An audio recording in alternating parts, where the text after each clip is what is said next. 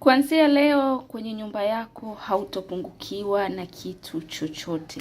Kwa kutumia maombi haya maalum utakayotakiwa kuyafanya kila mwanzo wa mwezi, kuanzia tarehe 1 mpaka tarehe 5, ni vyema zaidi kufanya maombi haya au spell hii kwa ajili ya kufungua riziki kwenye nyumba yako na pesa zisiweze kupungua kwenye familia yako.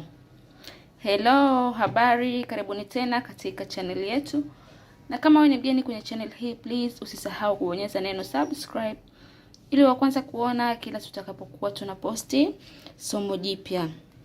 Na leo nakwenda kukuelekeza ni namna gani unaweza kufungua mwezi wako mpya au kuanza mwezi mpya kupata baraka nyingi na kufungua milango yote ya riziki kwenye familia yako kwa kutumia vitu hivi viwili muhimu. Kwanza utahitajika kuwa na ufunguo. Na ufunguo huu unahitajika kuwa ufunguo wa mlango wa mbele wa nyumba yako. Yaani ule mlango ambao watu wote mnatumia kupita kuingilia ndani, huu ufunguo ndio unaohitajika kwenye kufanya spell hii ya mwanzo wa mwezi. Kitu kingine kinachohitajika kwenye kufanya spell hii ni mdalasini au tunasema cinnamon powder. Mdalasini. Ukienda kwenye maduka ya viungo utauliza mdalasini, ndio vitu viwili hivi utakavyotumia kwenye kwenda kufanya spell hii ya kuanza mwezi wako kwa kufungua baraka na pesa ziweze kumiminika kwenye familia yako, na kwenye familia yako msio watu wa kupungukiwa na kitu chochote. So inabidi uamke usiku, muda wote utakaoshtuka, hiyo ni saa 6, saa 7 au saa 8. Huo ndio muda mzuri sana wa kufanya maombi. Kwa sababu tunaamini usiku ulimwengu unakuwa umetulia, unakuwa kuko kimya, kwa hiyo ni rahisi sana ulimwengu kuchukua maombi yako kwa haraka.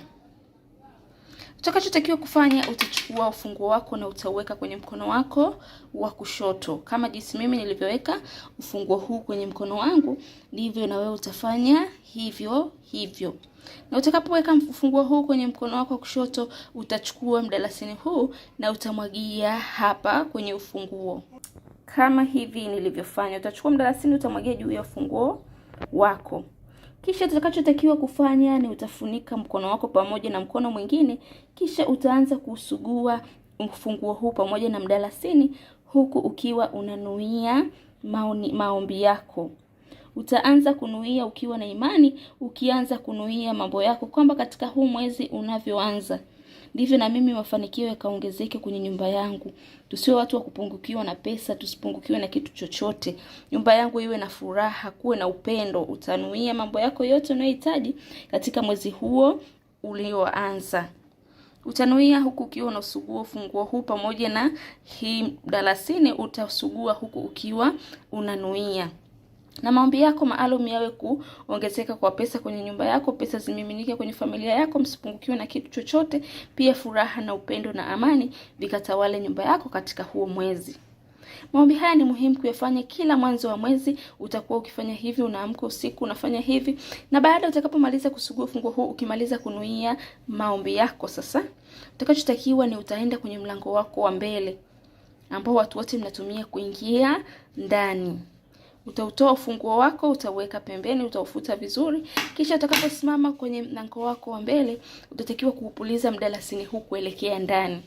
Yaani utaupuliza na mdomo, mdalasini huu uingie ndani huku ukiupuliza, kwamba kama jinsi mdalasini huu unavyopuliza unavyomiminika katika nyumba yako, basi ndivyo pesa nazo zikamiminike kwenye nyumba yako. Utapuliza mdalasini huu kuelekea ndani. Na usifagie mpaka asubuhi kutakapokucha. Unapofanya shughuli zako ndipo utaweza kufagia mdalasini huu. Utakapofagia muda huo ni kwamba maombi yako yanakuwa hayajachukuliwa bado. Kwa hiyo unapopuliza mdalasini huu, ukimaliza utakwenda kulala kama kawaida. Asubuhi wakati wa kufanya usafi utafanya, hakuna shida, maana spell yako itakuwa iko tayari na maombi yako yameshapokelewa na ulimwengu. Nashukuru sana kwa kunisikiliza, na zoezi hili ni muhimu sana kufanya kila mwanzo wa mwezi. Ukiwa na imani, hakika matokeo utayaona. Hutapungukiwa pesa katika familia yako. Nyumba yako itakuwa na amani na furaha mpaka mwenyewe utabaki unajiuliza. Nashukuru sana kwa kunisikiliza, na pia kama wewe ni mgeni kwenye channel hii, please usisahau kubonyeza neno subscribe ili wa kwanza kuona kila tutakapokuwa tunaposti somo jipya.